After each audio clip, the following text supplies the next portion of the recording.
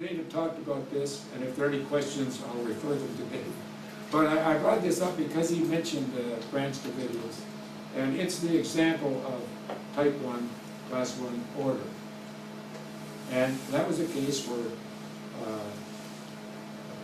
centrality is severely restricted, and differentiation is present and probably increasing. And the example used here in studying indigenous people was where you have the growth of education and skills in a situation where you're not really interacting with the surrounding environment. There are restrictions on people getting jobs. They can't use these skills, they can't use this differentiation. They can become extremely ordered that a military leader or some such strong leader can form a very, very focused, single concept social group, and of course that can be very dangerous for the society as a whole. So that's that example. Lastly, let me just talk about the development of jazz. This is interesting because it's only about 100-year-old music, and you can actually listen to all but the very first few years of it and distinguish the differences.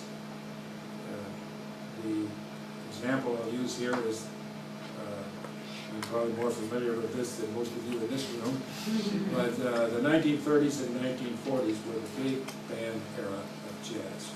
It was the classical era, and in that environment there were 40,000 musicians employed in big bands touring essentially North America. However, the history of jazz is very entwined with the history of black-white interaction in the U.S.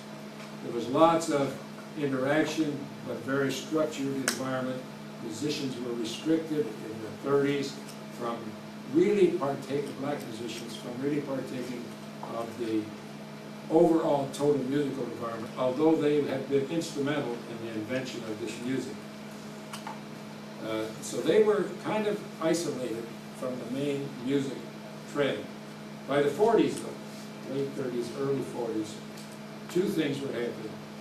The general public, and this was the pop music of the era, the general public began to recognize the great back swing bands, Duke Ellington, Count Basie, names like that, and the great soloists, the great artists, got a lot more exposure.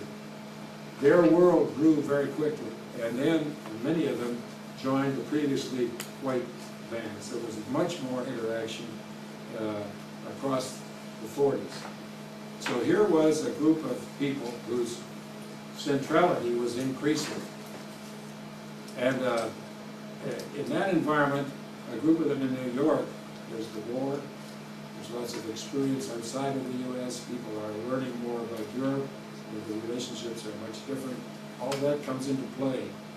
And what happened is a small group of essentially black musicians started to put a new perspective on jazz.